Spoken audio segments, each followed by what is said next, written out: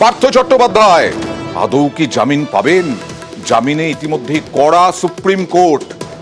জামিনের শুনানিতে পার্থ চট্টোপাধ্যায় সম্পর্কে কড়া পর্যবেক্ষণ সুপ্রিম কোর্টের। বারবার জামিন চাইছেন পার্থ চট্টোপাধ্যায়। কড়া পর্যবেক্ষণ কি? দুর্নীতিগ্রস্তরাও জামিন পেতে পারে কিনা প্রশ্ন কোর্টের। সুপ্রিম কোর্টে পার্থ চট্টোপাধ্যায় জামিনের শুনানিতে প্রশ্ন বিচারপতি সূর্যকান্ত ও উজ্জ্বল ভূঁইয়ার বেঞ্চে। জামিনের শুনানি, জামিন পেতে রাজ্যের বাইরে থাকতেও রাজি পার্থ চট্টোপাধ্যায়। আজকে এরকমই আর্জি জানালেন সুপ্রিম কোর্টে পার্থ চট্টোপাধ্যায়।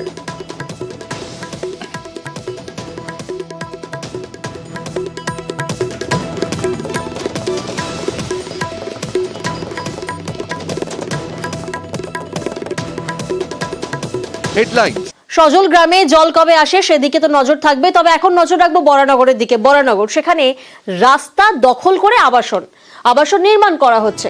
বেআইনি আবাসনের অভিযোগ প্রমোটারের বিরুদ্ধে। পুরসভার আপত্তি, কিন্তু সেই আপত্তি উড়িয়েই বেআইনি আবাসন নির্মাণ হচ্ছে বরানগরের 12 নম্বর ওয়ার্ড। প্রতিনিধি সুবীর এই মুহূর্তে আমাদের সঙ্গে রয়েছেন। সুবীর, এই যে প্রমোটার পুরসভার আপত্তি উড়িয়ে বেআইনি আবাসন নির্মাণ করছেন, কারা জড়িত, কাদের মদত রয়েছে যে প্রমোটারের এই হেন দাদাগিরি? দেখো, স্থানীয় প্রমোটার অশোক দে নামে যিনি প্রমোটার রয়েছেন, তিনি ওই এনকে চ্যাটার্জি লেন বরানগর পৌরসভা 12 নম্বর ওয়ার্ড, সেখানে কিন্তু অবৈধভাবে সরকারি পৌরসভা সরকারি রাস্তা দখল করে, জায়গা দখল করে তিনি কিন্তু আবাসন তৈরি করেছেন। জনবসতিপূর্ণ জায়গাতে 4 তলা পর্যন্ত কিন্তু অনুমতি দেওয়া হয় পৌরসভার তরফ থেকে, কিন্তু সেই জায়গা থেকে কিন্তু বেআইনি ভাবে 4 তলার জায়গাতে তিনি ওপরে 5 তলা নির্মাণ করছেন, এবং সেটা হচ্ছে এলাকার মানুষকে চোখে ধুলো দিয়ে তিনি করছেন।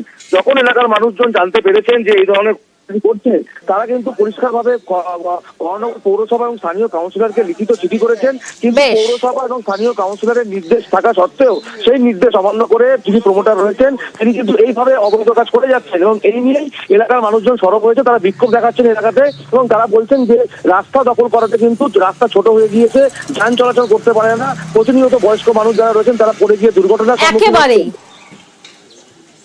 23শে এপ্রিল আমরা একটা পৌরসভায় পিডব্লিউডিতে চিঠি দিই, যার পরিপ্রেক্ষিতে পৌরসভা কাজ স্থগিত রাখতে বলেছিলেন।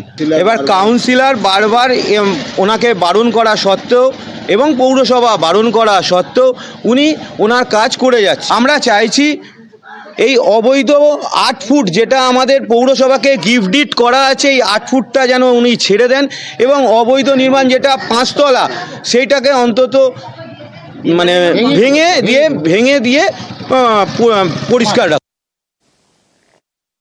5 তলা কি 6 তলা সেগুলো হচ্ছে আমাদের কাছে অবজেকশন যখনই আসবে, যেরকম যা নিয়ম থাকে তার বাইরে হলে, মানে বহির্ভূত হলে, নিয়ম বহির্ভূত হলে, তখন অবশ্যই আমরা পৌরসভা বা আমরা ওয়ার্ড কাউন্সিলর বা যারা আছি তারা প্রশাসনিক লেভেলে তারা অবশ্যই সেটার আমরা ব্যবস্থা নেব, এবং সেটা আমি নিয়েওছি।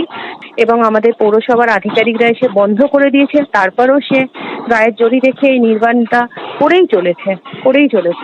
গাড়ি যেত, ওখানে গাড়ি যাওয়া বন্ধ হয়ে গেছে, ছোট ছোট গাড়ি মানে অটো বা রিক্সা সেগুলো যেতে পারছে না, মানুষ পড়ে যাচ্ছে, বৃদ্ধ মানুষেরা পড়ে যাচ্ছে। অবশ্যই মানে ইমিডিয়েট ওটাকে, ওই জায়গাটাকে ঠিক করা উচিত।